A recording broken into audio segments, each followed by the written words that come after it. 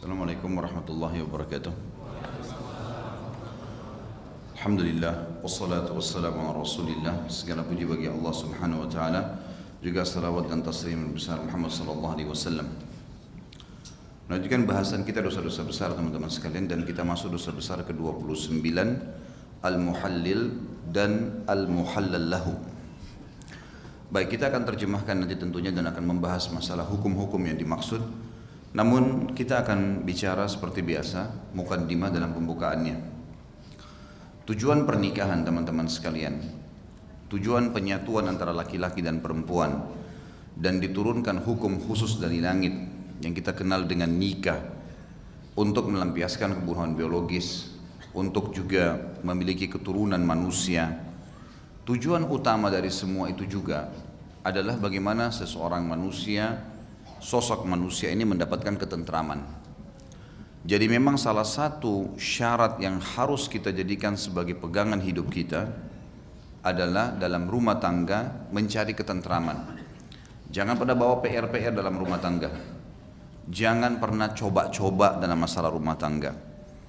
Kalau seseorang yang sangat baik, maka yang sangat baik itulah yang dipilih sebagai pasangan. Beragama, pintar, memiliki segala macam kelebihan, maka orang inilah yang kita jadikan sebagai pasangan kita. Ini yang kita jadikan sebagai pasangan, ya. Supaya kita memang bisa memiliki pasangan yang ideal. Karena salah satu tujuannya adalah ketentraman, kegembiraan. Jadi memang kita harus dalam rumah tangga itu senyum, tertawa, senang, menikmati makanan yang nikmat dari pasangan istri kita, juga menikmati biologis yang maksimal, menikmati rumah yang bersih, menikmati dan memiliki anak-anak yang pintar, yang sempurna. Dan ini semua bermula daripada memilih pasangan. Begitu pula dengan istri, memiliki suami yang dia bisa banggakan sebagai pelindung, memiliki pasangan yang bisa, suami yang bisa memberikan kepada dia nafkah yang halal, suami yang bisa membawahnya, meninggikan derajatnya di surga. Memang sudah begitu. Dia senyum, dia tertawa, dia bahagia, dia memiliki kualitas sperma dari suaminya yang baik sehingga generasi yang lahir juga dari manusia sempurna. Itulah rumah tangga. Selain daripada ini tidak dianggap dalam masalah rumah tangga. Kalau ada orang hanya sekedar terlanjur hamil di luar nikah lalu menikah, atau karena teman-temannya sudah menikah maka dia menikah, atau apalah segala macam alasan selain daripada perintah agama, maka dipastikan tidak akan sampai pada target utama ketentraman itu. Teman-teman sekalian, kalau orang beranjak dari awal tadi yang saya jelaskan ini, bagaimana dia berumah tangga karena mencari ketentraman, dipastikan dia tidak akan merusak rumah tangga itu.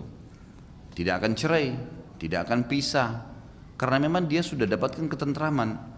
Tapi orang yang sengaja ngetes, cuma mau sebagai tes, ini nikah enak nggak, bisa nggak saya jalani, oh orang tua saya pilihkan, teman-teman saya sudah menikah, maka ini yang kedua ini yang banyak menjadi masalah, sehingga bertumpuklah dan terjadilah perceraian, bertumpuk dan terjadilah perceraian.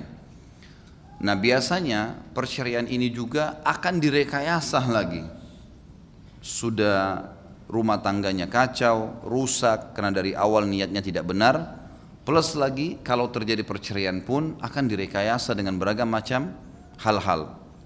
Perceraian dalam Islam adalah sesuatu perbuatan yang suci sebenarnya, solusi, jalan keluar. Kalau memang betul-betul mentok pada sebuah titik kita tidak punya jalan keluar lagi karena keburukan akhlak pasangan, karena dia malasnya melakukan ibadah atau bermaksiat kepada Sang Pencipta Allah, atau dia murtad dari agama Islam, maka memang gunakan cerai, itu adalah solusi yang terbaik. Tapi kalau tidak, maka tidak akan pernah digunakan cerai. Makanya Nabi SAW mengatakan, abghadul halal ilallah at-talaq. Perbuatan halal yang paling Allah benci adalah perceraian. Karena kita disuruh menikah bukan untuk cerai, bukan untuk cerai. Jadi kalau ada teman-teman yang sudah dari awal niat cerai, nikah itu untuk cerai, ini batal pernikahannya. Nah, kalau orang dari awal niatnya menikah sudah untuk cerai, berarti sudah batal. Dan ini dikenal dengan nikah mut'ah. Nikah mut'ah itu memang dasarnya dia nikah 2 hari, sudah niat mau cerai 2 hari kemudian, sudah niat mau cerai seminggu kemudian, sudah niat mau cerai, ini batal. Asalnya tidak ada dalam Islam ini. Maka ini dianggap perzinahan, tidak dibolehkan. Jadi memang tidak boleh niat dari awal cerai. Ini cerai darurat sekali teman-teman sekalian. Dalam Islam syariah ada beberapa macam. Yang pertama, tolak raj'i, perceraian yang bisa kembali. Ini cerai satu, cerai dua, masih bisa kembali, namanya tolak raj'i. Seorang laki-laki mengatakan saya ceraikan kamu di waktu dan tempat yang berbeda, maka akan terjadi 2 kali perceraian. Dan di masa perceraian raj'i ini, kalau mereka ingin baikan, di masa iddah namanya, dari pertama diucapkan kalimat cerai oleh si laki-laki, sampai 3 kali masa haid si perempuan ini adalah masa iddah. Kalau mereka mau rujuk, mau kembali, namanya tolak raj'i. Raj'i sama dengan rujuk, berarti kembali. Mereka boleh kembali tanpa akad nikah. Jadi cuma sekedar baikan, berhubungan biologis dan seterusnya, maka bisa kembali. Dan dianjurkan ditolak raj'i, mereka tetap serumah. Perempuannya tetap dandan, yang salah tetap meminta maaf, yang benar tetap memaafkan. Kecuali pada satu keadaan memang pasangan kita murtad atau memang ahli maksiat. Terus saja memukul, terus saja mabuk, terus saja kata-kata kasar, nah ini tidak diserumah. Yang kedua adalah tolak yang sifatnya bayyin, namanya bayyin. Setelah 2 kali diucapin, yang ketiga diucapin, misal saya ceraikan kamu, yang ketiga, karena sudah yang ketiga maka namanya tolak bayyin. Bayyin ini tidak bisa kembali lagi. Tidak bisa kembali lagi. Dan kalau mereka mau kembali lagi, harus syaratnya si mantan istri nikah sama laki-laki lain, pernikahannya normal, dan setelah terjadi perceraian juga dengan suami kedua, bukan direkayasa, maka baru terbuka variabel untuk kembali ke mantan suami yang pertama.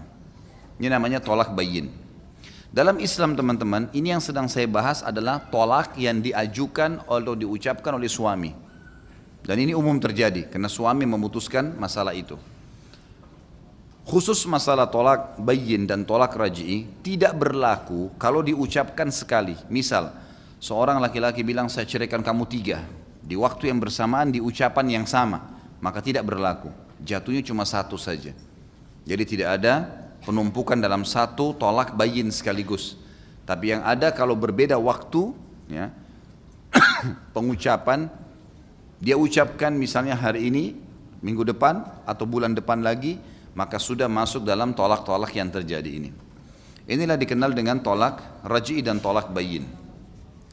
Saya pernah jelaskan teman-teman sekalian, ada juga tolak yang bayyin ini masih bisa kembali karena ucapan suami 3 kali berturut-turut. Ada tolak bayyin tidak bisa kembali abadi selamanya. Itu kalau si suami istri saling menuduh berzina. Misal suami menuduh istrinya berzina atau istri menuduh suaminya berzina, maka tuduhan ini ini akan melahirkan nanti, kalau diajukan di hakim, maka hakim akan membuat mereka sumpah. Pernah saya jelaskan tentunya. Ini sumpahnya adalah orang yang sedang menuduh, misal suami tuduh istrinya selingkuh sama laki-laki lain berzina, dia tidak punya saksi. Karena orang kalau menuduh berzina maka harus mendatangkan 4 orang saksi, gitu kan?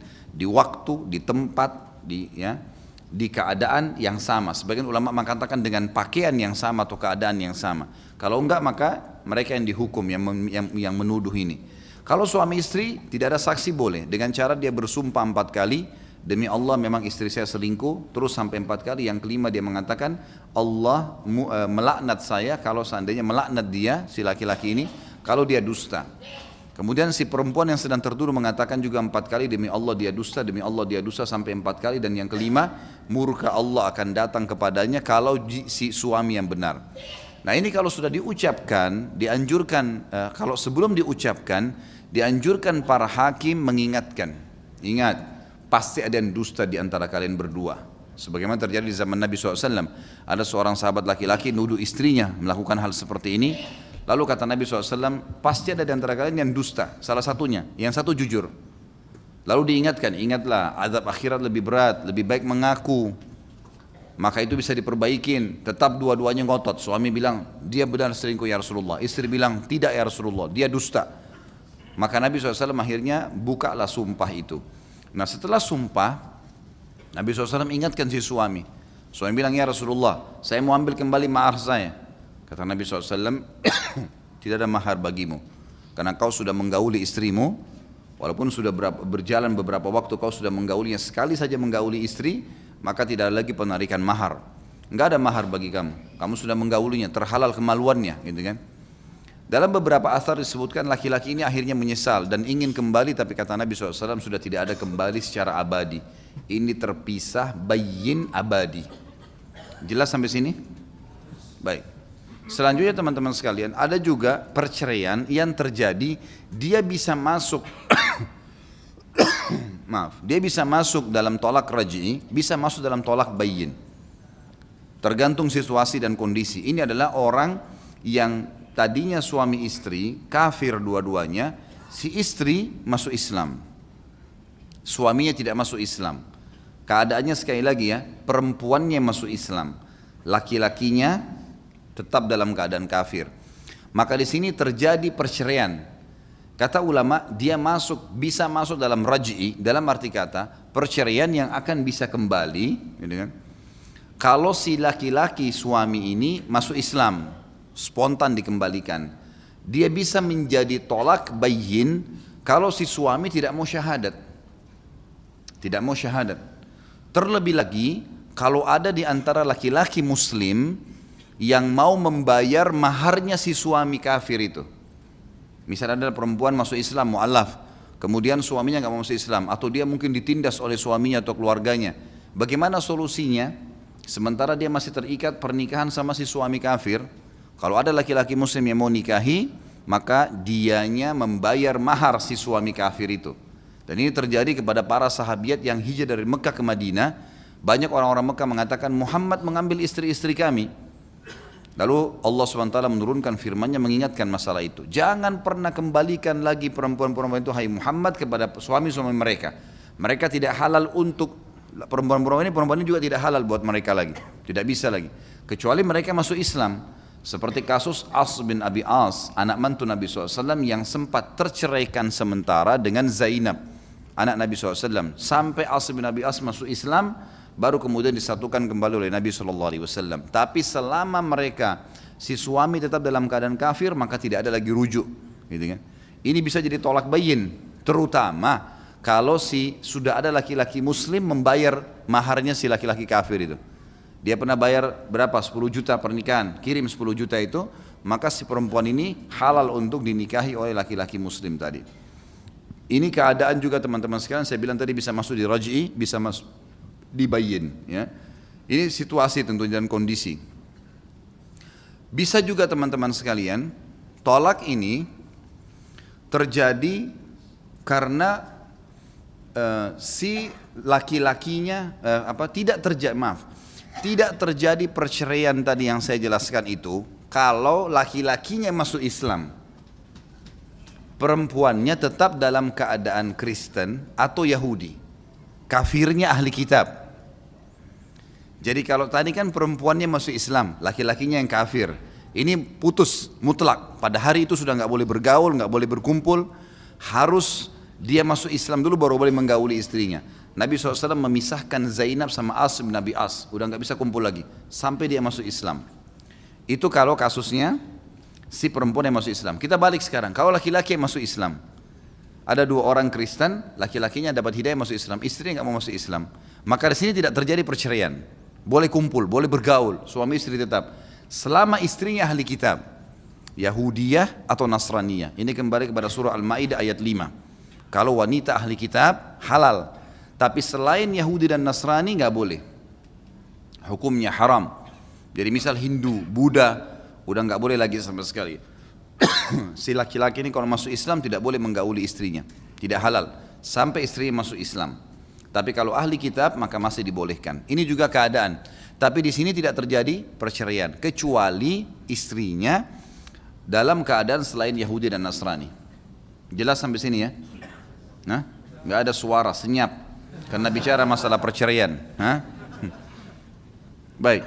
Sekarang yang sedang kita bahas dosa besar ke-29, kita kembali ke masalah tolak bayyin yang tadi. Kalau si laki-laki yang mengajukan perceraian. Namun ada satu tertinggal, maaf. Satu lagi, itu tadi semua kalau laki-laki yang menceraikan ya, umumnya. Sekarang bagaimana kalau perempuan terzalimi?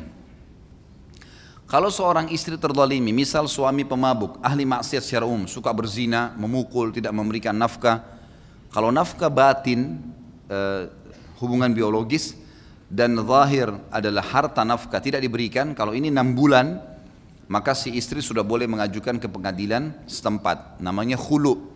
Khulu diambil dari kata-kata khala'a yang berarti menarik secara paksa.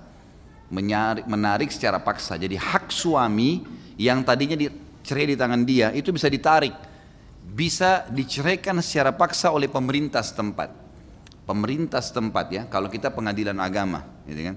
Ini yang boleh ngambil keputusan, bukan individu, bukan ayahnya si perempuan, bukan. Tapi yang mengambil keputusan adalah pemerintah setempat. Ini khulu teman-teman sekalian. Nah, nanti kalau si perempuan mengajukan khulu di pengadilan, karena keadaan 6 bulan tidak dikasih nafkah, baik itu biologis ataupun nafkah uang, ya, kebutuhan sehari-hari, atau orangnya suka mukul, ya, orangnya suka mabuk, orangnya ahli maksiat, dosa-dosa besar sering dikerjakan, maka dia boleh lakukan khulu, ajukan khulu. Tapi selain daripada nafkah biologis dan juga nafkah uang, ya, makan sehari-hari, misal suka mukul, ini nggak harus tunggu 6 bulan.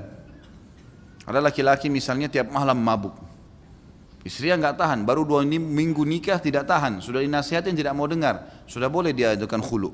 Nggak ada batas minimal. Tapi kalau nafkah uang dan biologis masih dikasih jatah waktu 6 bulan. Baik teman-teman sekalian, kalau seandainya si perempuan ini mau mengajukan khulu, maka dia akan mengajukan kepada pemerintah setempat. Pemerintah setempat akan minta alasan. Apa alasannya? Baik, saya mau minta cerai sama istri suami saya karena 1, 2, 3, 4, 5. Dia mukul, dia tidak sholat, dia apa, B, C, terus semua ditulis sama dia. Dan hakim tugasnya tidak membuat mereka berdua berdiskusi. Nggak ada diskusi. Dalam hukum pemerintahan Islam, maka yang ada adalah si perempuan mengajukan kepada hakim, hakim mengirim surat, memanggil si suami, kemudian suami ini kalau datang, istri disuruh hadir, suami hadir, bertemu di ruang sidang, tapi tidak ada dialog di antara mereka, nggak ada dialog, karena dialog mulut ini tidak selesai-selesai. Maka yang disuruh adalah si laki-laki menjawab, ini loh keluhan istrimu, jawab sekarang, tapi tertulis, nggak ada ngomong. Nanti kalau di Indonesia misalnya kalau di pengadilan-pengadilan Islam sekarang yang ada, disuruh datang 2 minggu lagi, dikasih spare waktu supaya mereka diskusi, mereka baikin. Jawab tuh, tapi jawabnya tertulis. Saya dituduh misalnya tidak sholat, enggak, saya sholat, buktinya ada masjid dekat rumah saya namanya ini, saya ke masjid, kalau azan saya ke masjid, dia bohong nih istri saya, buktinya ini, ada saksi saya, si fulan, si fulan, si fulan. Nah, nanti kalau dia ajukan lagi, 2 minggu kemudian dia ngajukan ke hakim, ini jawaban saya, dia boleh datangkan saksinya. Ini saksi saya nih, saya ke masjid, dituduhkan, ini saya datangkan. Iya benar, saya bersumpah atas sama Allah, saya tahu orang ini ke masjid. Misal saksi-saksinya. Kalau tidak ada saksi, dia cuma jawab saja. Hakim juga sama, tidak membuka dialog antara suami istri. Ngajukan saja ke hakim, hakim akan kasih ke istrinya. Ini jawaban suamimu, jawab lagi. Dia pulang, dia berpikir 2 minggu lagi, pikir, dijawab sama dia. Tapi dia harus jawab tertulis ya. Apa tujuannya? Kalau tertulis teman-teman, ada fakta, ada bukti. Ini kamu jawab loh, ini kamu bilang loh, nggak bisa. Kalau orang argumen mulut, dia bisa bilang saya nggak ucapin, dia bisa putar balikan fakta. Makanya harus tertulis. Dan ini memang dalam hukum Islam seperti itu. Disuruh tulis, maka dia tulis. Nanti dijawab sama dia, enggak benar begini, saya juga punya saksi, datangkan saksinya. Ini akan terus difasilitasi sampai ada titik temu nanti. Pasti dari 4-5 kali pertemuan akan mengerucut masalah, tidak mungkin tidak. Karena sudah terus saling menjawab, nanti akan ada jawaban, ada pengakuan, ada ini, ada itu semua. Baik, kalau si perempuan yang mengajukan khulu untuk suaminya, dan hakim melihat dari surat-surat yang masuk, saling balas ini, ternyata memang perempuan yang benar, maka hakim akan mengeluarkan surat tolak bayyin kubra. Apa itu tolak bayyin kubra? Surat cerai bayyin kubra itu tidak boleh kembali lagi. Sama kasus kalau orang tadi 3 kali ngucapin cerai pada istrinya, gitu kan? Karena dianggap memang perempuan ini kasihan, mungkin memang suaminya pemabuk, mungkin kalau dipaksa kembali maka akan bermasalah buat dia, kan gitu. Maka ini keputusan hakim tentu, dia akan lihat dari data-data yang ada, dari saksi-saksi dan seterusnya.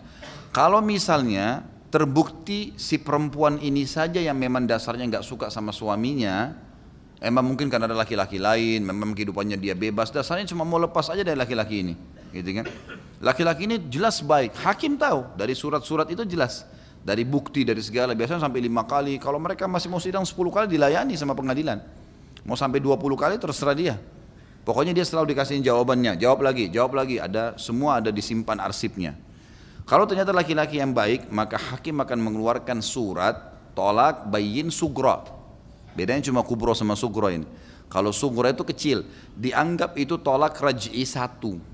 Makanya semua orang perempuan yang sudah mengajukan di pengadilan ditulis tolak bayin sugro, berarti ketahuilah dianya yang dianggap salah oleh hakim. Makanya hakimnya kasih seperti tolak raj'i. Kapan mereka mau baikan masih bisa. Dan dihitung dari masa itu 3 bulan, 3 kali masa haid. Kalau mereka baikan maka boleh kumpul lagi tanpa menikah. Jelas sampai sini? Alhamdulillah, sudah mulai cerdas, bagus sekali. Ini pelajaran bab cerai dan bab nikah ini kan ya. Baik, kita kembali ke masalah tadi. Kalau seandainya teman-teman sekalian, kita bicara masalah tolak bayin awal, kalau suami yang mengucapkan, saya ceraikan kamu di waktu yang berbeda, 3 kali terjadi tolak bayin tadi ya. Bagaimana syaratnya kalau mau nikah kembali sama mantan istrinya? Harus si perempuan nikah sama laki-laki lain. Tapi ingat syaratnya pernikahan normal. Betul-betul memang dia nikah benar sama suami keduanya. Kalau terjadi keributan cekcok, bukan direkayasa, kemudian cerai dengan suami yang kedua, barulah bisa kembali kepada mantan suami pertama. Baru terbuka variabel ya, tidak harus kembali, baru terbuka kesempatan untuk kembali. Pernah di zaman Nabi SAW terjadi, ada laki-laki begitu, dia ceraikan istrinya, tapi sudah 3 kali cerai nih, udah tolak yang ketiga, gitu kan? Maka si laki-laki ini rupanya tahu hukum syar'i, istrinya harus disentuh oleh laki-laki lain. Dia berat menerima itu, dia nggak mau gitu. Maka dia coba membuat rekayasa keadaan. Gimana caranya?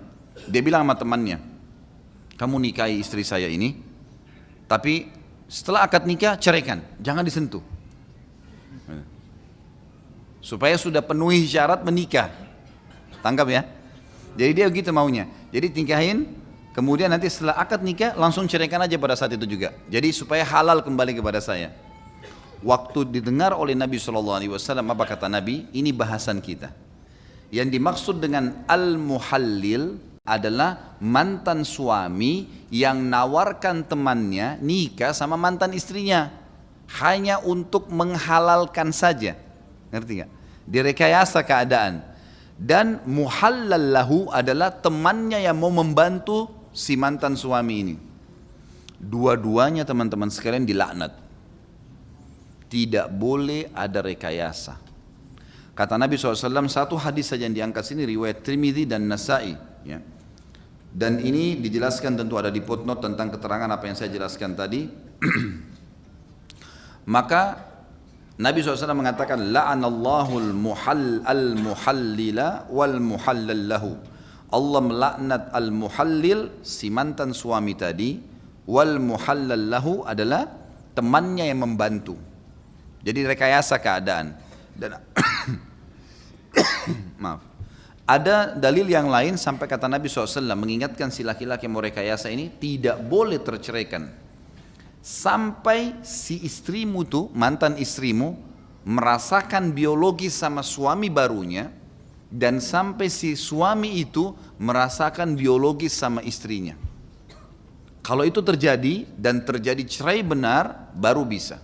Kalau enggak bisa sama sekali. Jadi enggak boleh ada rekayasa. Nah di sini teman-teman sekalian, yang merekayasa keadaan ini hukumnya dosa besar.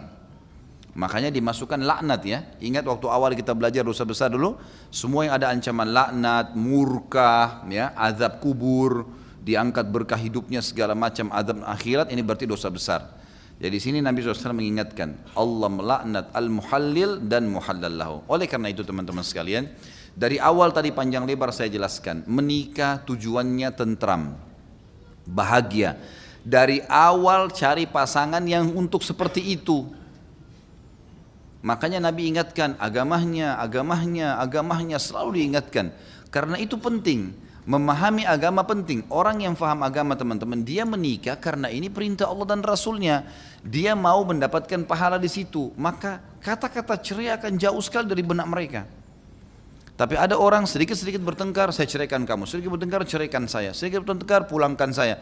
Ini semua teman-teman sekalian karena tidak berlandaskan dengan apa yang agama sudah titik beratkan yang harus dijadikan sebagai ya poin bagi pasangan kita.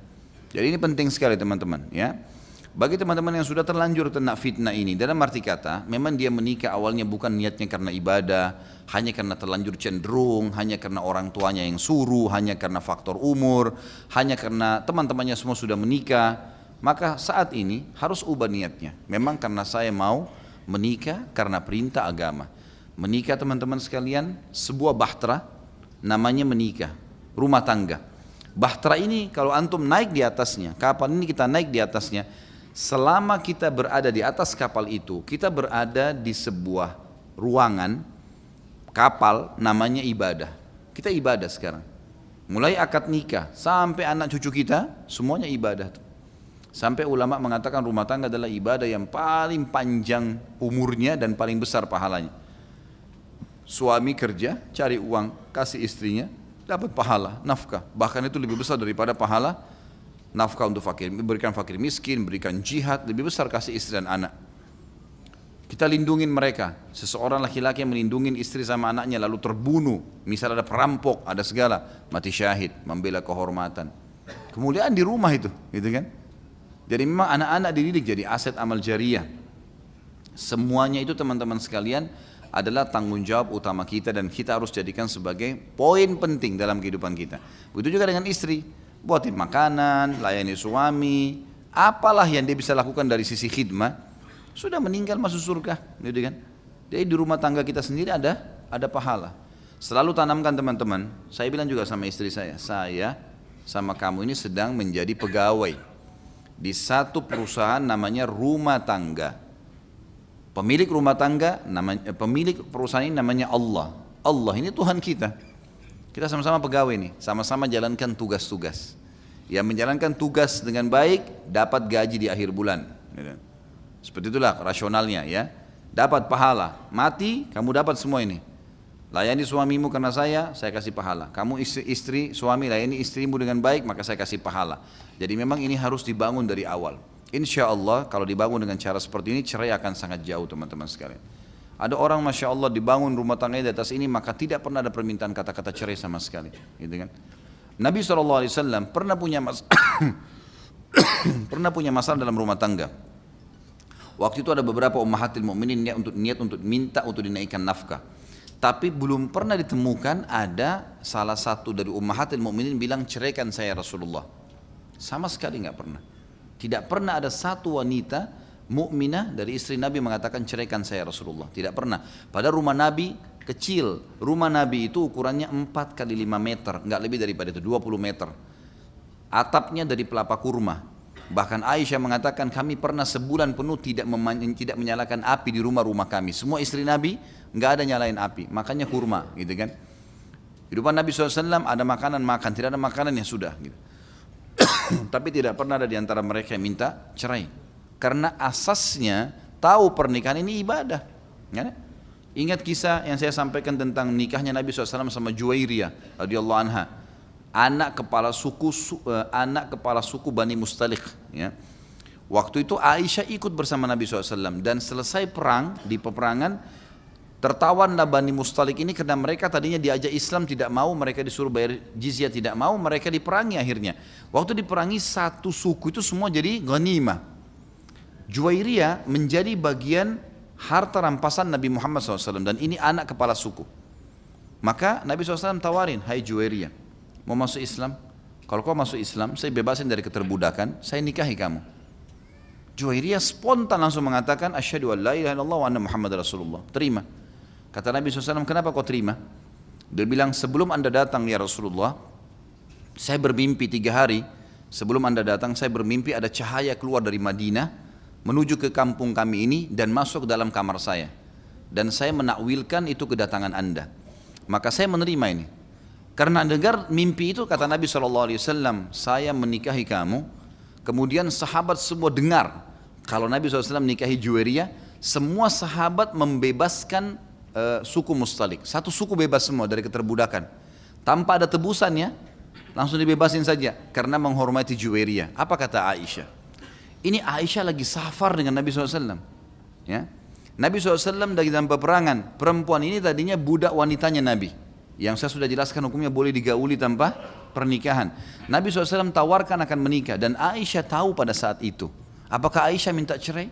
Sebagaimana banyaknya wanita sekarang. Ini enggak. Aisyah malah mengatakan pada saat itu spontan keluar hadis Bukhari.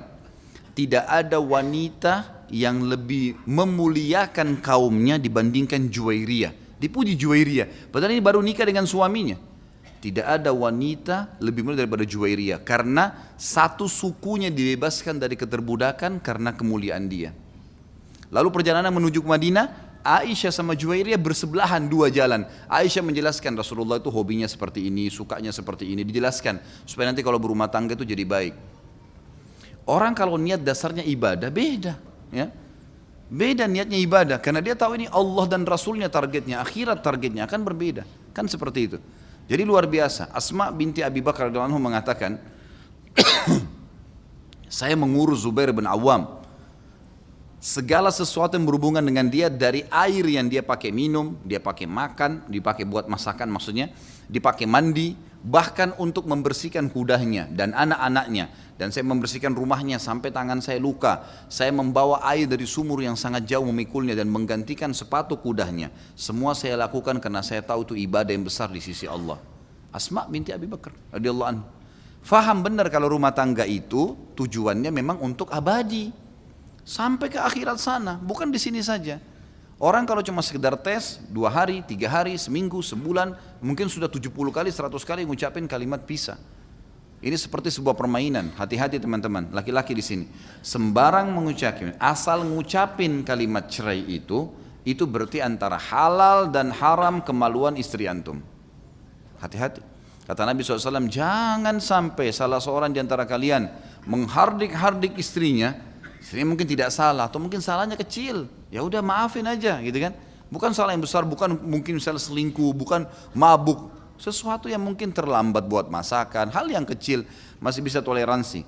Kata Nabi SAW, jangan dia menghardik-hardik sesuatu yang salah kecil dari istrinya, yang akhirnya dia sampai memukulnya dan di malam hari dia butuhkan kemaluannya.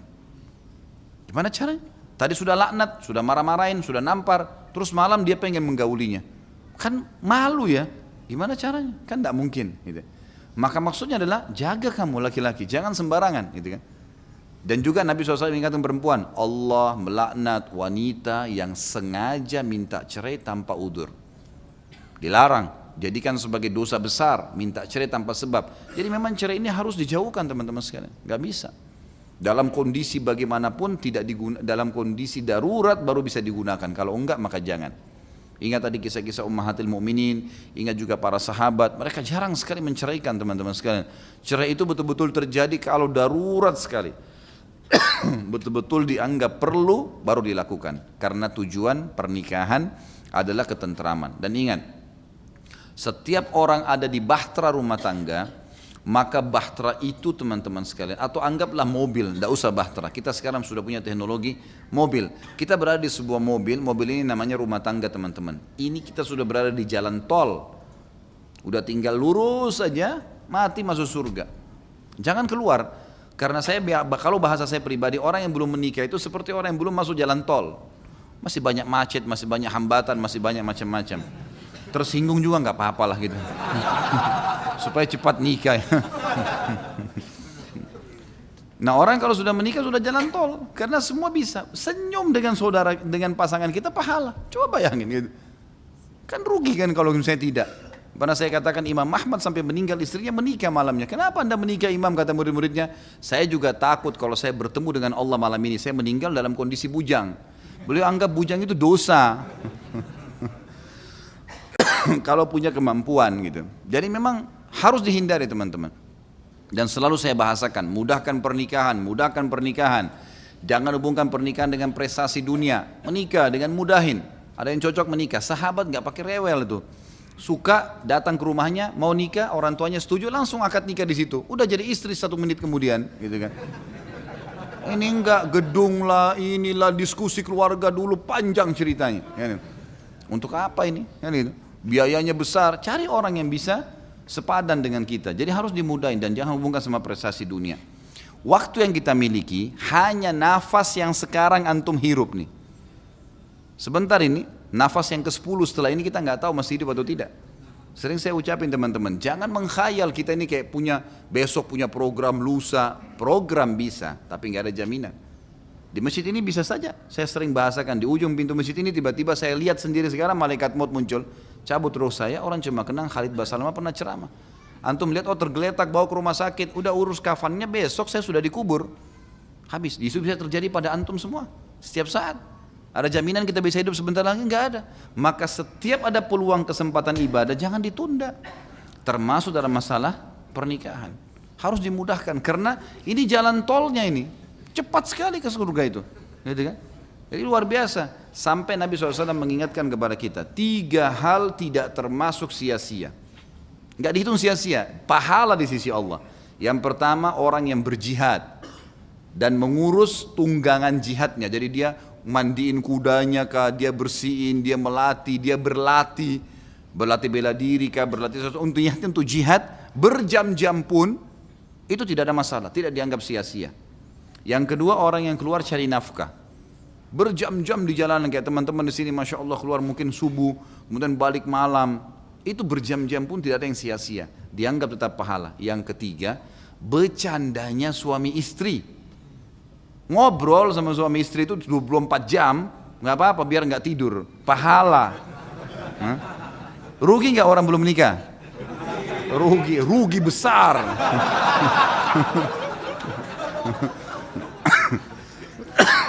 Makanya harus segera, gitu kan? Jangan lama-lama dan nikah dengan orang yang sepadan. Ini bayangkan tidak dianggap sia-sia, artinya pahala itu. Di sisi Allah SWT bercanda, ngobrol, itu kan luar biasa ya. Maka itu semua pahala teman-teman. Tentu ada suka dukanya, tapi saya bilang kalau kita jalankan dengan benar, yang benar memaafkan, yang salah minta maaf, itu akan tentram kok, akan ada ketentraman jiwa, gitu kan? Dan laki-laki sering emosi justru karena biologisnya belum terlampiaskan. Begitu pula dengan perempuan, sering kelihatan lebih tua karena tidak ada pasangan. Itu sudah survei. Di buku-buku bahasan para ulama dibahas masalah itu. Jadi ibu-ibu di belakang sana kalau suaminya suka emosi karena biologisnya masih kurang, coba penuhi coba. Dia sudah puas, minta duit bang, ya silahkan. Mau ke sana bang, ya. Tapi coba kalau nggak dilayani, nggak bisa. Mau beli ini orang tua saya, nggak bisa. Suruh cari sendiri. Ini ketawa-ketawa tahu diri ya. Ya memang begitu. Perempuan kalau dia menikah pasti lebih tua kelihatan. Lebih cepat kelihatan. Memang begitu. Subhanallah. Hikmah Allah SWT seperti itu. Allahu alam. Jadi kesimpulannya cepat nikah dan jangan cerai. Subhanakallahumma bihamdika asyhadu an la ilaha illa anta astaghfiruka wa atubu ilaik. Wassalamualaikum warahmatullahi wabarakatuh. Assalamualaikum warahmatullahi wabarakatuh. Alhamdulillah wassalatu wassalamu ala Rasulillah. Baik, kita baca pertanyaan-pertanyaan teman-teman sekalian. Yang pertama, pernah ada majelis yang mengharuskan syahadat ulang. Ketika ingin menikah harus mencari pasangan dari satu majelis yang sudah syahadat ulang. Jika tidak, maka pernikahan tidak sah dan sama saja dengan berzina. Apakah yang seperti ini dibenarkan? Apakah ada dalil dan kisah salafus saleh? Ini tentu masalah syahadat batal atau tidak batal. Ada syarat-syarat syar'i. Kalau seandainya betul-betul memang dia kafir, dia memang pernah membatalkan syahadatnya, ya memang harus syahadat gitu kan. Tapi yang saya tangkap bukan itu di sini. Ini ada kelompok memang tidak usah kita sebutkan namanya. Memang mereka menganggap semua umat Islam kafir. Jadi kalau mau baru bergabung harus syahadat dulu. Yang dianggap cuma kelompoknya saja yang benar dan ini sama sekali tidak benar. Sama sekali tidak benar. Kita tidak boleh sama sekali menuduh seseorang itu kafir kalau tidak ada hujjah tentang masalah itu. Jelas-jelas ada sesuatu yang membatalkan kekafiran dia. Masih ingat perilaku Usama bin Zaid kan? Radhiyallahu anhuma, yang pernah mau menebas orang kafir, kemudian tiba-tiba syahadat, lalu Usama bin Zaid tebas saja langsung. Setelah berpikir sejenak lalu ditebas sama dia. Ditanya oleh Nabi SAW, kenapa kau bunuh hai Usama? Ya Rasulullah, ini tadi musuh ini, dia perang dengan saya. Kalau saya tidak menangkis, saya sudah dibunuh sama dia. Tiba-tiba waktu pedangnya sudah jatuh, dia tiba-tiba syahadat. Berarti dia syahadat karena takut lihat pedang saya. Apa kata Nabi SAW? Apa kau belah dadahnya hai Usama? Sehingga kau tahu dia benar atau tidak? Usama terdiam. 2 kali Nabi SAW ulangi. Apa kau belah dadahnya hai Usama? Sehingga kau tahu dia jujur atau tidak? Terus Nabi SAW ulangi kata Usama sampai saya berharap masuk ke dalam kuburan dan tidak keluar lagi. Meninggal. Karena beratnya bobot kata-kata Nabi SAW tadi. Jadi nggak bisa sembarangan mencap orang semuanya kafir. Tidak mungkin. Ya. Kalau teman-teman ikuti ceramah saya bedah buku Nawakidul Iman itu hari Jumat pagi di Kemang biasanya. Ini memang saya bahas masalah itu. Di awal-awal bahasan kitab itu ada bahasan tentang tidak bolehnya kita memvonis seseorang kafir tanpa ada hujah yang jelas. Nggak bisa sama sekali. Kalau betul-betul kita tahu memang terindikasi dia mengikrarkan kekufurannya, sudah dia berbuat kemusyrikan dan telah sampai hujah padanya, sudah dijelaskan hukum dia tidak mau juga tahu, maka pada saat itu baru ada vonis gitu. Apa bedanya ahli kitab Nasrani dan Yahudi, Ustaz? Yahudi istilah untuk semua orang-orang yang mengaku pengikut Nabi Musa, hanya meyakini sampai Nabi Musa saja risalah. Nasrani istilah bagi semua yang mengaku pengikut Nabi Isa dan meyakini risalah hanya sampai Nabi Isa. Itu Yahudi dan Nasrani. Dan mereka ahli kitab. Pernyataan sebagian orang mengatakan mereka bukan ahli kitab ini salah. Ya. Karena memang kekeliruan yang mereka lakukan seperti keyakinan orang Yahudi Uzair anak Allah, Nasrani mengatakan Isa anak Allah, ini semua sudah terjadi sebelum baginda Nabi SAW diutus. Memang sudah mereka mengatakan itu. Trinitas di komunitas Yahudi, Nasrani itu sudah diucapkan. Bahkan pernah terjadi perang besar dari tahun 200-an Masehi, 100-an Masehi sampai 500-an Masehi, sampai sebelum lahirnya Nabi Muhammad SAW. Terjadi perang besar di tengah-tengah kaum Nasrani antara orang yang membela tauhid dan orang yang mengatakan Trinitas. Jadi mereka sudah mengatakan itu sebenarnya, kan? Jadi ada orang-orang ahli kitab ini. Ini saya jawab karena tadi ada saya jelaskan ya, ada hubungan dengan masalah ahli kitab itu. Apa itu jizyah? Jizyah itu adalah upeti yang dibayar apabila seseorang non-muslim ditawarkan Islam lalu dia menolak. Kalau pasukan Islam yang bergerak, bukan individu di sini ya. Ada pasukan besar, mujahidin di bawah undang-undang pemerintah resmi. Mereka pergi jihad, kemudian mereka tawarkan Islam satu wilayah, kalau mereka nolak ditawarkan jizyah, upeti. Mereka bayar, nanti kesepakatan per kepala bayar berapa. Allah mengatakan hatta yu'tul jizyah an yadin wa hum shaghirun. Sampai mereka membayar jizyah dalam kondisi mereka terhina, gitu kan? Memang tidak boleh karena mereka nolak agama Allah, nggak boleh nolak ini. Kalau mereka nolak baru terjadi peperangan. Bolehkah mahar yang saya kasih dulu dijual untuk menutupi kebutuhan Ustaz? Kalau istri yang menjualnya boleh, hak dia itu. Tapi kalau yang bertanya ini laki-laki nggak boleh, antum tidak punya hak untuk itu. Mahar sudah mutlak haknya istri. Dan dia akan menjadi hak istri 100% setelah akad nikah dan disentuh, berhubungan biologis. Hak mutlak, tidak ada lagi mahar bagi kita. Mahar itu hanya boleh ditarik kembali kalau sudah akad nikah tapi ternyata terbukti perempuan ini menipu. Misal tadinya dia berkata A ternyata B, terbukti. Ada informasi tentang A ternyata B. Atau keadaan-keadaan apalah yang membuat dia akhirnya menceraikan istrinya sebelum disentuh. Ya, dan dia dalam keadaan benar, maka pada saat itu mahar boleh ditarik. Tapi kalau enggak boleh. Jadi istri punya hak, dan istri punya hak untuk menjualnya, menyimpannya, itu hak dia. Kalau dia jual untuk membantu kehidupan rumah tangga dengan suaminya, itu satu sedekah yang luar biasa, sangat besar dan sangat baik sekali. Terusnya ada pertanyaan di luar tema ya, tapi kena satu pertanyaan maka saya jawab ya. Jika sholat seorang wanita terlihat telapak tangannya, apakah sah sholatnya Ustaz? Yang saya tahu sah. Kan wajah sama telapak tangan boleh terlihat. Juga sama pertanyaan yang berhubungan dengan ini, sahkah puasa wajib atau sunnah jika kita tidak sahur karena ketiduran, sah saja. Sahur itu sunnah. Artinya sahur tak boleh berpuasa. Ini pintar juga penanya ini. Satu sesuai tema, dua tidak. Bagaimana Pak Yo? Baca nggak? Oke, saya turun. Apakah sholat tarawih sama dengan sholat tahajud? Tarawih, qiyamul Ramadan, qiyamul lail, tahajud sama saja. Tarawih artinya santai. Dan ini hanya digunakan untuk sholat malam di Ramadan. Kenapa? Karena orang habis sholat ba'da isya udah boleh sholat. Bahkan sebagian besar ulama mengatakan sholat tarawih itu di awal habis ba'da isya, khusus Ramadan lebih afdal daripada sholat malamnya. Daripada diakhirkan akhir malam. Karena Nabi SAW kerjakan di awal waktu kan. Yang satu hari, yang Nabi SAW pernah kerjakan sehari saja, yang beliau habis sholat ba'diyah, isya, langsung berdiri, kemudian ada sahabat-sahabat yang diajak, mereka sholat berjamaah dengan Nabi SAW. Waktu mereka sholat, yang lainnya sudah banyak yang bubar nih, nggak tahu kalau Nabi SAW sholat. Besok pas masuk satu Ramadan, sahabat tersebar berita, semalam Rasulullah SAW sholat malam tuh, setelah sholat ba'diyah isya, maka besoknya masjid penuh. Nabi SAW mengetahui hal tersebut, beliau tidak keluar dari rumahnya sampai azan subuh. Pas azan subuh Nabi SAW keluar lalu mengimami sholat. Habis itu beliau ceramah, beliau mengatakan, aku tahu semalam kalian menungguku, tapi aku tidak keluar karena kalau aku keluar mengimami kalian bisa jadi wajib sholat itu, tarawih maksudnya. Maka kerjakanlah, tapi jangan saya ada di situ. Nah kalau saya ada bisa menjadi wajib, kalau dilakukan tiap hari oleh Nabi SAW maka jadi wajib. Tapi Nabi tidak melarang untuk mengerjakannya, jadi sama saja kan gitu. Tapi kerjakan tarawih ini teman-teman sekalian.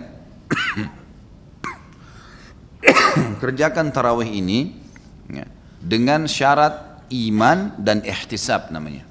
Dua syarat mutlaknya. Kata Nabi SAW dalam hadis Bukhari Muslim, man qama ramadhana imanan wa ihtisaba ghufira ma taqaddama min dzambi. Siapa yang mendirikan malam Ramadan tarawih dengan keimanan, yakin ini perintah Allah, bukan karena diajak teman, bukan karena masjid dekat rumah ada penceramah yang bagus, bukan karena apalah, pokoknya semua indikasi dunia ini hilangkan. Karena betul-betul keimanan, yakin Allah dan Rasulnya perintahkan. Jadi artinya keimanan itu kalau antum cuma sendiri tetap kerjain. Dan ihtisab, mengharapkan pahalanya, maka diampuni dosa-dosanya yang telah lalu. Dan boleh 11, boleh 23. Tidak ada masalah. Ini jangan jor-joran masalah ini. Bahkan tidak sholat pun tidak masalah. Karena tarawih sunnah, cuma dia kehilangan fadilah. Kalau hadis tentang 11 rakaat adalah hadis Bukhari di mana Aisyah berkata, Rasulullah SAW tidak pernah menambah Ramadan atau luar Ramadan lebih daripada 11 rakaat. Pendapat pertama mengatakan kalau sudah tarawih berarti tidak lagi tahajud, kan gitu. Pendapat kedua mengatakan tidak. Salat tarawih boleh lebih dari 11 rakaat. Beranjak daripada hadis yang sahih juga Bukhari, qiyamul lail masna. Salat malam itu 2 rakaat tanpa ada batasnya. Dan Umar bin Khattab memahami benar hadis ini sampai akhirnya beliau mengerjakan sampai 23 rakaat. Dan tadinya sahabat ada yang berserakan di masjid, mereka kerjakan sendiri-sendiri, Umar bin Khattab lakukan secara berjamaah. Dan jangan lupa pada saat itu terjadi ijma, sepakat para sahabat, tidak satupun ada sahabat yang memungkiri perilaku Umar radhiyallahu anhum.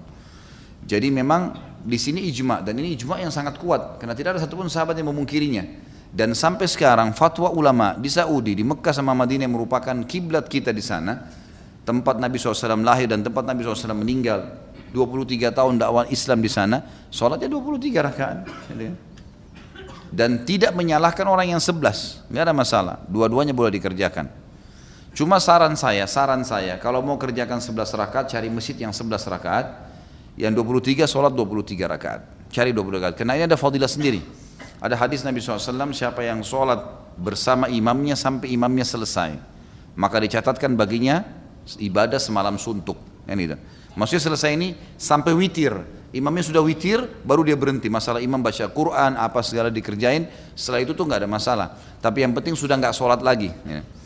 Ya kalau antum masuk di masjid yang 11, maka sholat 11 itu enak. Dapat hadis ini, walaupun boleh. Kalau masjid itu 23 kita sholat 11 boleh saja, itu bebas, 2 rakaat pun boleh. Karena ini sunnah ya, cuma afdaliyahnya, kita bicara afdaliyah.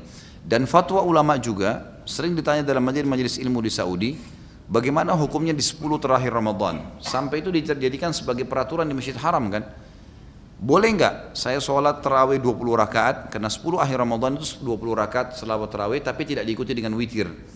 Nanti jam 12 malam, jam 1 malam ada sholat tahajud lagi 11 rakaat, berarti kalau digabung jadi berapa? 31 rakaat. Boleh nggak saya kerjain itu? Umumnya fatwa mereka boleh, karena sholat Nabi SAW matna, artinya 2 rakaat tanpa batas, dan mengejar fadilahnya. Dan ini perselisihan pendapat ulama, jangan selalu kaku sehingga akhirnya kita vonis orang salah gara-gara adanya perselisihan ulama atau kita berpegang pada pendapat tertentu. Bagaimana hukum rujuk di saat suami istri sudah bercerai lebih dari 5 tahun, rujuk lagi?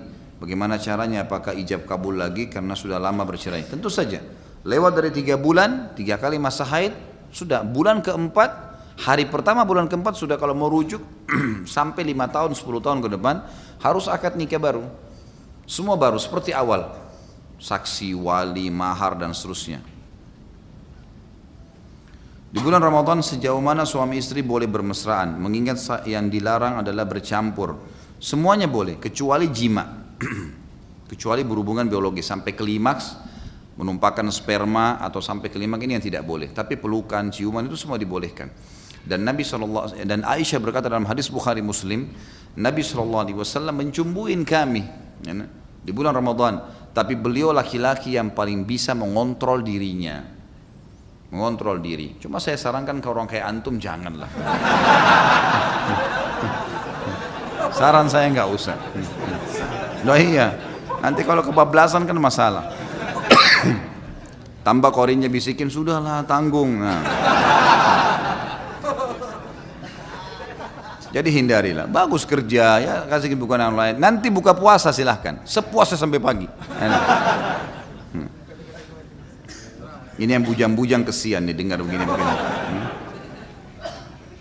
Saya pria beragama Islam. Bagaimana pandangan Islam tentang pernikahan beda agama? Karena saya sedang dekat dengan seorang perempuan non Muslim dan dia juga berbeda latar belakang dengan saya. Dia lebih sejahtera.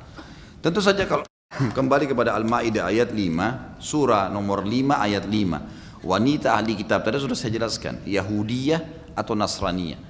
Perempuan Yahudi atau perempuan Nasrani boleh dinikahi laki-laki Muslim. Tapi saran saya jangan. Karena ayat ini kata ulama turun secara hukum global. Gitu kan? Banyaknya sahabat dulu yang pergi berjihad, kemudian mereka tinggal di wilayah-wilayah kafir, perempuannya tidak masuk Islam, gitu kan?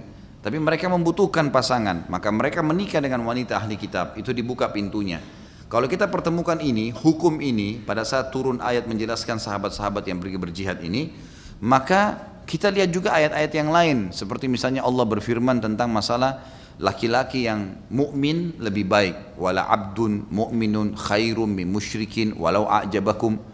Ingatlah wahai para wanita, seorang budak laki-laki berkulit hitam tapi mukmin lebih baik daripada laki-laki musyrik, walaupun itu mengagumkan kalian. Kagum dengan kegagahannya, dengan kekayaannya, tetaplah dahulukan ini. Juga sama perempuan, dikatakan untuk laki-laki, wala amatun mu'minatun khairum min musyrikatin walau a'jabatkum. Ingatlah wahai laki-laki, budak wanita yang berkulit hitam beriman lebih baik daripada wanita musyrikah yang cantik, yang kaya dan seterusnya. Apa sebabnya? Allah bilang, ulaika yad'una ilan nar wallahu yad'u ilal jannati wa maghfiratu bi'idznih. Mereka-mereka itu akan membawa kalian ke neraka dan ya, Allah mengajak kalian ke surga. Banyak resiko teman-teman sekalian. Menikah dengan orang-orang non muslim banyak resiko. Walaupun ada bab khusus masalah Yahudi dan Nasrani, dan ini di waktu-waktu dan tempat tertentu. Kalau antum sudah punya anak, anak ini sulit dipertahankan. Kalau terjadi perceraian bagaimana? Berapa banyak kasus terjadi begitu? Ada bahkan salah satu kerabat saya di Sulawesi Utara, saya dengar cerita dari ayah saya, dan saya tidak ketemu sama beliau, menikah dengan non muslim, betul mu'allaf, tapi dia sendiri tidak punya didikan agama yang bagus, akhirnya sampai punya 7 orang anak. Meninggal si suami, akhirnya si perempuan ditarik oleh keluarganya murtad. Semua anak-anak itu 7 murtad. Bagaimana konsekuensi tanggung jawabnya nih, gitu kan? Walaupun memang dia sudah, kalau dia sudah berusaha ya syukur, kalau enggak kan berat. Tapi wanita muslimah dan laki-laki muslim, kalaupun terjadi perceraian, tentu kalau kita bicara perempuan ya, karena laki-laki tidak mungkin, wanita muslimah tidak mungkin nikah sama laki-laki kafir. Kita bicara wanita muslimah jauh lebih baik, dan minimal kalau terjadi perceraian tidak akan murtad. Itu minimal sekali. Maka ini perlu digarisbawahi, Allahu alam. Jadi jangan bawa PR ke rumah tangga. Apabila ada seorang istri sudah beranak satu umur 3 bulan, kemudian menginginkan cerai dengan suaminya karena suaminya telah berbohong tentang pendidikannya, memalsukan ijazah. Yang kedua pengecut, tidak mampu untuk mengurus anak dan istri. Bagaimana caranya pengecut bukan dengan tidak mampu mengurus anak ini? Pengecut itu tidak bisa bela, ya itu mungkin baru pengecut ya. Sudah satu rumah selama 3 bulan karena istrinya tidak mau. Bagaimana hukum sang istri tersebut padahal suaminya sudah mau balik lagi ke rumah? Sang istri tidak mau satu rumah lagi karena sudah dengan keputusan bulat untuk bercerai. Mohon penjelasannya Ustaz. Kalau terjadi rekayasa betul seperti ini, apa adanya ya, betul-betul dia lihatkan ijazah ini ijazah saya, maka perempuan itu ini iming-iming awal sebelum menikah. Saya S1, saya S2, saya apalah, gitu, istilahnya begitu. Ternyata gara-gara ini si perempuan jadi suka, pemicu pernikahan. Ternyata dia bohong, dia memalsukan itu, tidak benar. Ini sudah cukup memang untuk menjadi penyebab cerai. Ditipu dia, gitu kan. Tentu si wanita kalau dia mau maafkan, kalau suami minta maaf, dia mau coba perbaikin, memang itu tidak benar dan saya tidak akan gunakan ijazah saya dan seterusnya, maka itu jauh lebih baik, mempertahankan rumah tangga lebih baik. Tapi ini sudah boleh dia mengajukan itu. Itu poin pertama, sudah bisa jadi pemicu. Tapi kalau yang kedua masalah pengecut, tidak mampu untuk mengurus anak dan istri, ini bukan pengecut namanya. Apa dulu di sini? Ini masih umum sekali, global sekali. Apa yang dimaksud dengan tidak bisa urus anak? Kalau misalnya si penanya perempuan atau seorang wanita ini bertanya misalnya yang dia anggap misal dia lagi mau duduk, dia lagi mau telepon temannya terus suaminya disuruh jaga anak, suaminya nggak mau, itu dianggap pengecut. Ini salah. Ini salah tempat ini. Kalau pengecut itu kayak misal istrinya lagi jalan digangguin sama laki-laki, dia diam karena takut. Nah ini pengecut. Ini nggak boleh ini, lawan, gitu kan? Nggak boleh kita diam, walaupun harus kalah gitu loh. Nggak ada masalah. Allah subhanahu wa ta'ala memuji orang-orang yang punya keberanian. Nggak boleh pengecut dalam membela kehormatan. Dan kalau mati syahid. Nah itu baru bisa dinilai pengecut. Kan gitu. Jadi harus digarisbawahi poin seperti ini. Ini tidak bisa jadi pemicu. Poin kedua nggak bisa jadi pemicu. Kemudian kalau masalah sudah tidak satu rumah selama 3 bulan. Ini tergantung apa penyebabnya. Gitu kan. Kalau perempuan yang meninggalkan rumah sementara suaminya tidak ada salah, maka ini kena laknat. Tapi kalau tadi karena rekayasa ijazah itu, gitu kan, sehingga akhirnya suaminya ternyata pengangguran, tidak ada ijazah, mungkin dari SD sampai S1 pun dipalsukan semua. Misal, karena Indonesia kita bisa beli ijazah segala, maka kemudian dengan itu dia waktu melamar kerja nggak diterima, akhirnya tidak bisa memberikan nafkah. Nah ini lain, jelas-jelas tidak boleh kan. Artinya dia punya hak untuk pisah. Tapi kalau misal salah satu ijazahnya memang ada yang dipalsukan, lalu dia mengaku dan dia tidak gunakan itu untuk cari nafkah sehingga tidak haram nafkahnya, dan kemudian dia masih bisa bekerja, bisa menaungi, dia mau perbaikin, maka ini tentu lebih baik dipertahankan. Allahu a'lam. Dan ini kalau saya sarankan kalau suami begini, misal ya suaminya betul-betul terjadi dan sudah mau taubat kepada Allah, istrinya sudah tidak mau, ya sudah, jangan dipaksain.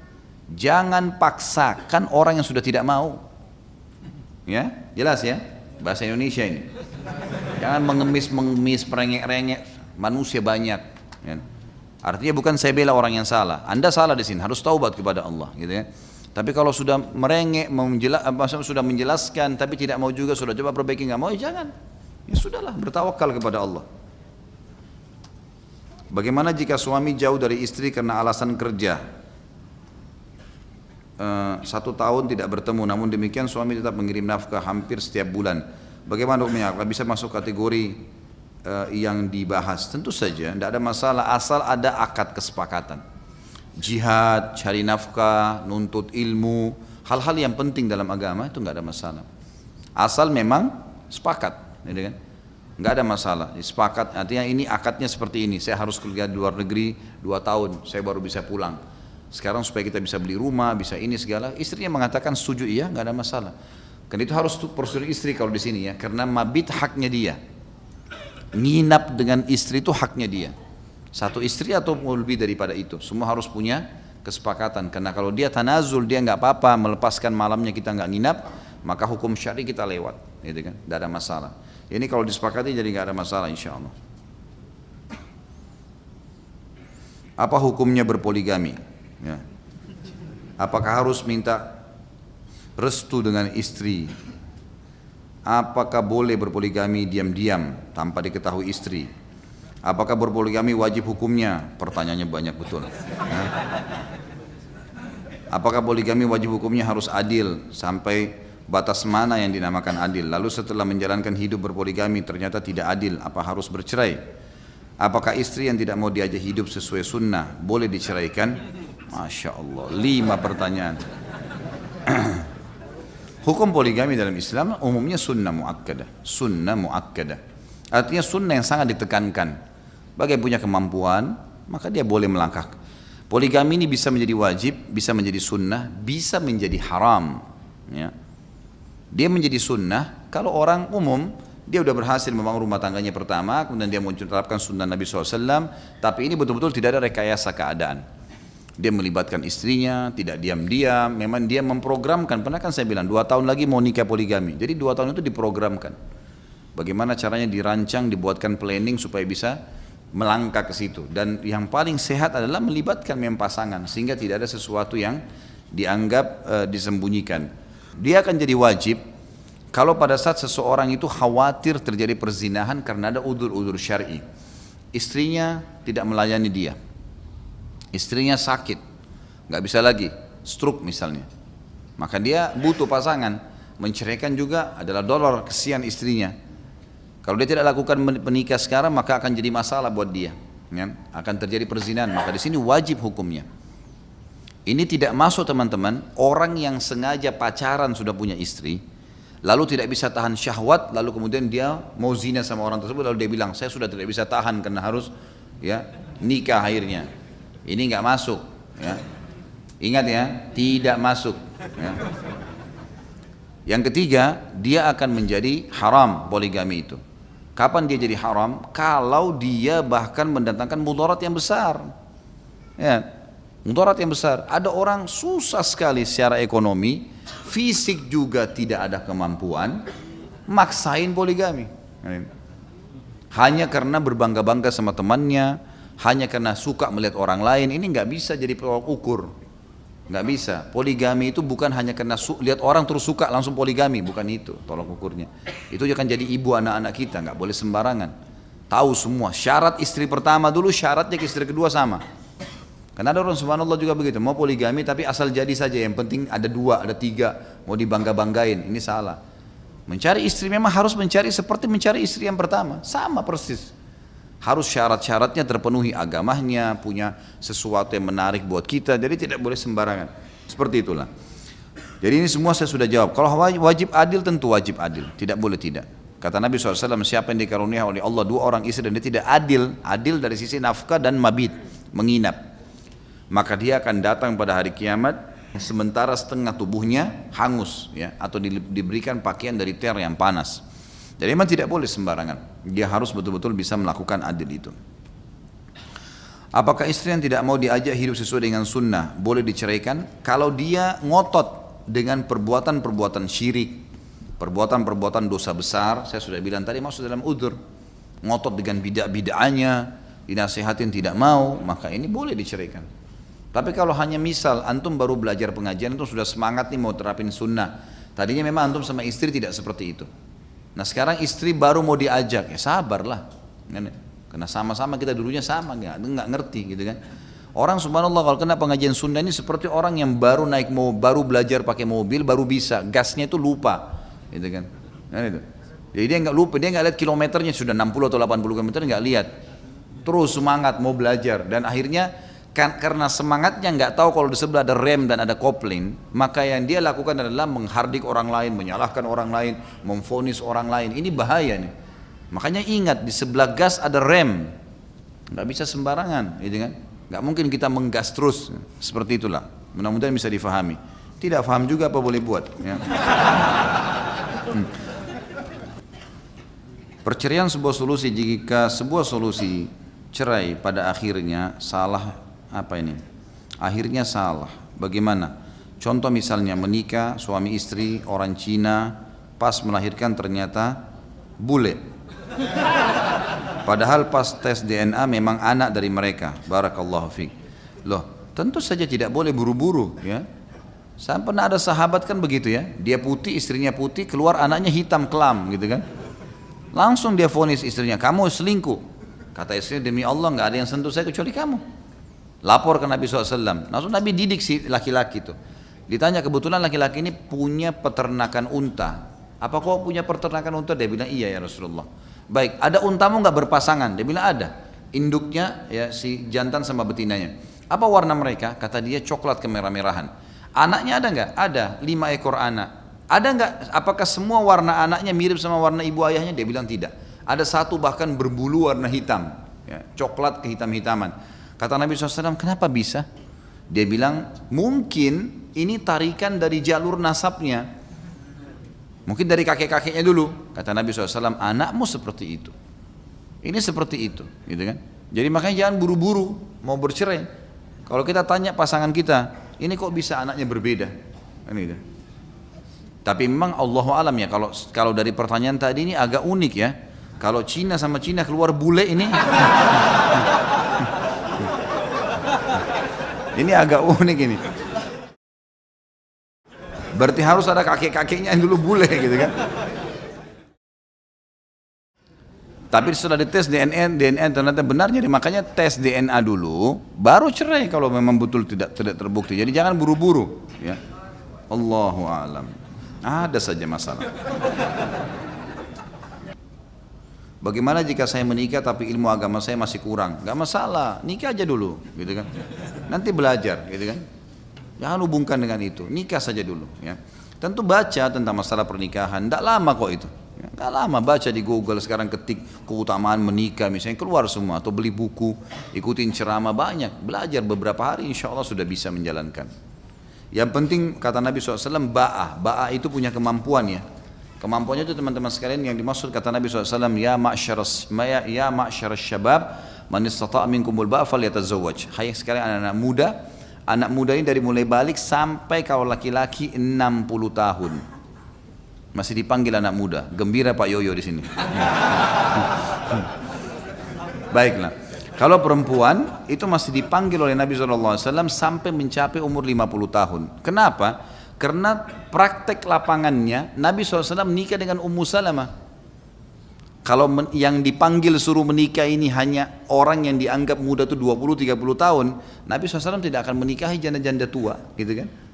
Berarti ulama mengatakan ada panggilan, dan memang istri-istri Nabi seperti Ummu Salamah itu lebih tua dari Nabi SAW. Akhirnya malamnya dihadiahkan kepada Aisyah radhiyallahu anha ajma'in. Yang jelas teman-teman sekalian, yang kita ingin titik beratkan dalam masalah ini, menikah saja. Apa tadi pertanyaannya? Baik, ba'ah. Jadi kemampuan di sini maksudnya adalah kemampuan laki-lakinya begitu selesai akad nikah siap untuk bekerja cari nafkah untuk istrinya mulai hari itu. Berarti dia sudah ba'ah itu. Dia sudah punya kemampuan, dalam arti kata mampu siap bekerja cari nafkah.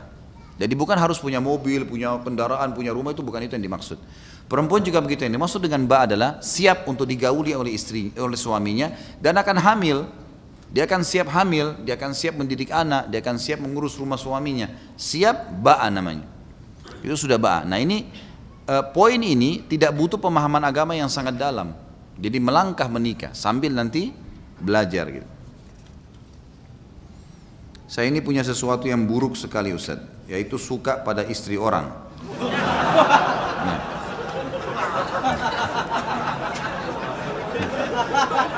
Antum yang kasih ana nih. Baik. Suka sama istri orang bahkan teman. Saya terus coba lawan hal buruk itu, tapi selalu ada godaan. Terakhir ini baru-baru ini teman SMA saya yang sudah 15 tahun tidak ketemu. Bagaimana ya Ustaz? Kajian rutin Riyadhus Shalihin itu setiap apa saja ya. Tentu saja antum harus lawan akhi, nggak boleh, harus diperbaikin, gitu kan?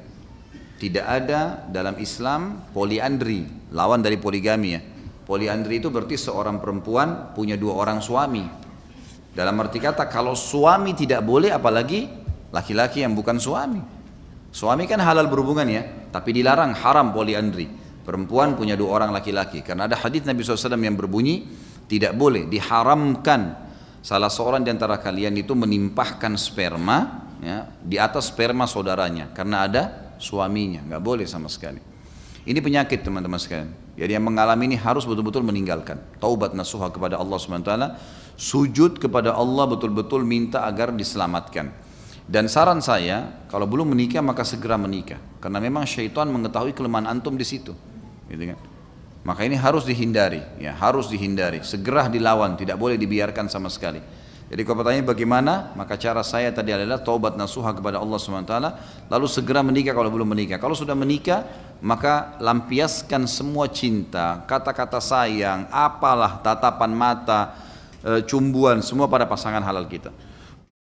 Karena biar bagaimana teman-teman sekalian, kalau terlampiaskan, sudah tumpahkan sperma kalau laki-laki, di rahim perempuan istri kita, maka redam itu.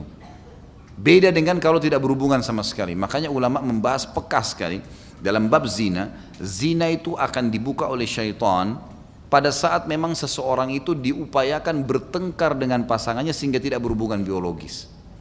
Di situ terbuka pintu zina. Karena dengan dia emosi, dia nggak mau bergaul kan, dan tidak mau berhubungan intim sama pasangannya, ini membuka pintu zina. Kalau laki-laki tidak beriman sama Allah malah ke diskotik, kemudian datanglah perempuan tidak benar, kemudian dia keluhkan masalah istrinya, padahal ini perempuan siapa? Gak jelas statusnya. Perempuan ini tahu, dia butuh duit saja. Dia akan masuk ke poin itu, oh istri saya gak mau layani biologis, oh kalau sama saya bisa, dan seterusnya, maka ini kan jadi masalah. Ternyata setelah menikah dengan pelacur itu pun tidak ada kebahagiaan, banyak terjadi begitu. Yang jadi masalah ternyata, dia mau kembali sama istrinya sudah tidak mau, ini jadi masalah baru. Syaitan memang suka mengacaukan kehidupan manusia seperti itu. Maka jangan dibuka pintu ini. Lampiaskan dengan pasangan yang halal itu maksimal, semaksimal mungkin itu akan teredam. Karena biar bagaimana kita kalau sudah kenyang, makan secara rasional, ada makanan apapun depan mata kita, itu sulit sekali kita untuk makan lagi, apalagi kalau sudah kenyang. Maksimal itu cuma mencicipi saja, maksimal. Mungkin orang melihat, sebatas itu. Kalau punya keimanan tentu insya Allah akan aman. Allahu a'lam. Jadi saran saya taubat akhi.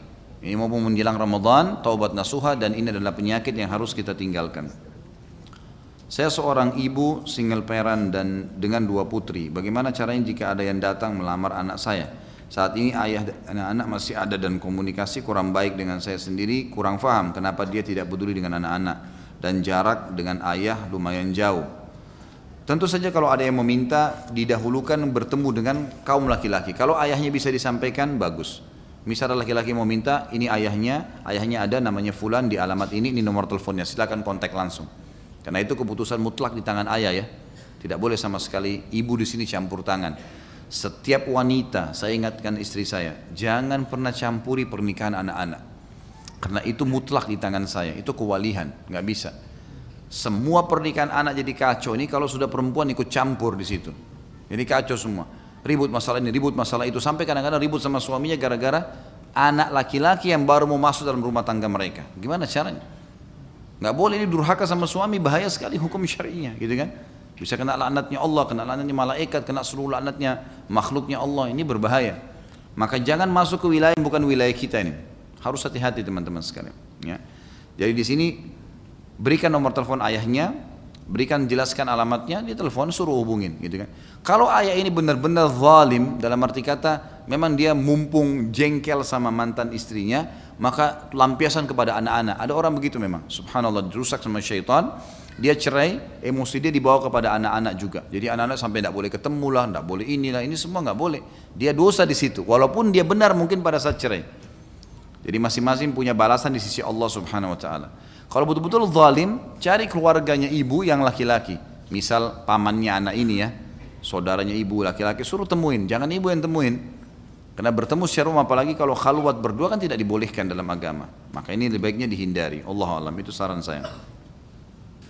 Baik, kalau gitu kita berdoa kepada Allah SWT, semoga majelis kita diberkahi olehnya dan dijadikan sebagai tambahan amal kita pada hari kiamat. Semoga kita semua hadir di sini dan muslimin dan muslimat yang masih hidup tentunya dimudahkan oleh Allah SWT mendapatkan Ramadan dan juga diberkahi waktunya untuk bisa beribadah dan mencapai tingkat tertinggi dari ketakwaan. Dan juga semoga Allah dengan kemahamurahannya mengulangkan buat kita Ramadan yang banyak ke depan, diberkahi umur kita yang panjang dengan amal-amal saleh dan terus beribadah kepadanya. Dan tentu semua di antara kita yang hadir di sini dan kedua orang tua kita, kerabat kita yang pernah berbuat dosa, semoga Allah dengan kemahamurahannya menggantikan menjadi pahala. Dan juga semua muslimin dan muslimat di luar sana yang hidup dan juga sudah meninggal, semoga Allah maafkan dengan kemahamurahannya. Dan kita selalu berdoa untuk saudara kita di Palestina, di Syria, di Yaman, di Irak, di Myanmar, dimanapun mereka berada sedang tertindas termasuk di Ahsa. Semoga Allah ikhlaskan niat mereka, terima para syuhada mereka, juga Allah muliakan Islam di tangan mereka dan tangan kita semua. Dan semoga Allah dengan kemahamurahannya mempartisipasikan kita bersama mereka di pahala, baik dengan doa, dengan harta juga dengan jiwa kita. Dan semoga Allah juga menyatukan kita semua di surga firdausnya tanpa hisab. Mari Ia satukan kita di majlis ilmu yang mulia ini. Subhanakallahumma bihamdika, asyhadu an la ilaha illallah, astaghfirullah wa atubu ilaih.